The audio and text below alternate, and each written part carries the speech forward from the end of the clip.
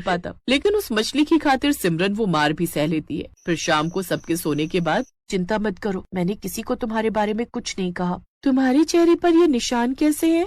वो मैंने उनसे बोल दिया कि मछली काटते वक्त वो उछलकर भाग गई, इसलिए गुस्सा होकर मेरे ससुराल वालों ने मुझे खूब मारा पीटा। क्या तुमने मेरे लिए मार खाई? मैं जानती हूँ तुम भी भूखी हो, लेकिन तुम चिंता मत करो, मैं एक जादुई मछली हूँ। मैं तुम्हारे लिए शाकाहारी खाना अभी पेश करती हूँ। वो मछली अपने जादू से कई तरह के पकवान पेश करती है। फिर दोनों अपना अपना खाना खाने लगी। कुछ देर सिमरन वहीं बैठ गई और उस मछली से अपना सुख दुख बांटने लगी। जब से हम ब्याह कर यहाँ आए हैं ना, हमें बिल्कुल भी अपनापन नहीं लगा यहाँ, लेकिन तुमसे बात करके मन काफी हल्का हो गया। तभी बाथरूम के बाहर से मयंक की आवाज आई। मछली ने अपने जादू से वो खाना गायब कर दिया और खुद टब के अंदर पानी में छुप गई। दरवाजा खोल सिमरन बाहर आई।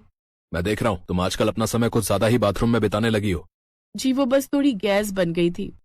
अच्छा ठीक है, काफी रात हो गई है, चलो अब चलकर सो जाते हैं। अब वो दोनों सोने चले गए। अगले दिन फिर से उस मछली ने कई तरह के पकवान सिमरन को खाने को दिए। ऐसे ही दिन बीत गए। एक रोज जब सुमित्रा उस बाथरूम में थी, तभी अचानक पानी के उस बड़े से टैंक में हलचल हुई। हो ना हो, इस पानी में जरूर कोई गड़बड़ है। तभी सिमरन वहाँ आ गई और बात को संभालते हुए बोली, वो माँ जी शायद कोई चूहा है। कल मैंने 2-3 चूहे यहाँ देखे थे, वो भी बड़े वाले। अरे बाप रे, बड़े वाले चूहे, उनसे तो मुझे बड़ा डर लगता है। ना ना ना, मुझे इस बाथरूम में नहाना ही नहीं है। सुमित्रा डर कर वहाँ से भाग गई। ऐसे ही वक्त बीता। फिर सिमरन ने एक बेटे को जन्म दिया। उस मछली को जिसे वो पाल रही थी, उसने भी 4-5 छोटी छोटी मछलियों को जन्म दिया। अब सिमरन उन सब के लिए फ्रिज से सब्जियां निकाल कर ले जाती और उन्हें खाने के लिए देती रहती।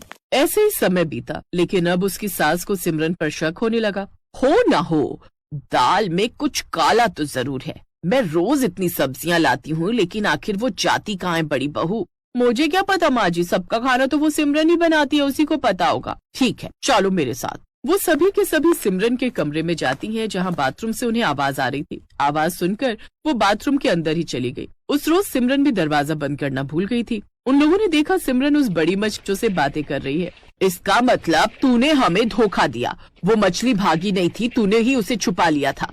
हमारे साथ धोखा किया तूने, अब हम तुम्हें नहीं छोड़ेंगे।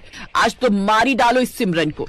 वो सभी सिमरन को मारने के लिए आगे बढ़ते हैं कि तभी वो मछली बोल पड़ती है। रुक जाओ सब, तुम लोग इंसान होकर इतने बड़े पापी हो सकते हो, ये तो हम मछलियों ने कभी नहीं सोचा था। सारे जीव एक दूसरे को खाते हैं, इसमें कोई पाप नहीं। लेकिन ये सिमरन, ये तो बेचारी शाकाहारी है, इसके लिए तुम शाकाहारी खाने की व्यवस्था नहीं कर सकते? जब ये शाकाहारी होकर तुम सबके लिए मांसाहारी खाना बना सकती है, तो तुम लोगों को भी तो इसके बारे में सोचना चाहिए ना। और मयंक, तुम तो प्यार कर अपनी पसंद से इसे ब्याह कर लाए थे ना, फिर इसके साथ ये सब। और बुढ़िया, तुझे मछली की आंखें खाने का बहुत शौक है ना, अब से तेरी आंखें ही नहीं रहेंगी और तुम सबका शरीर भी मछली जैसा बन जाएगा। तभी उन सबका शरीर भी मछली जैसा बन जाता है।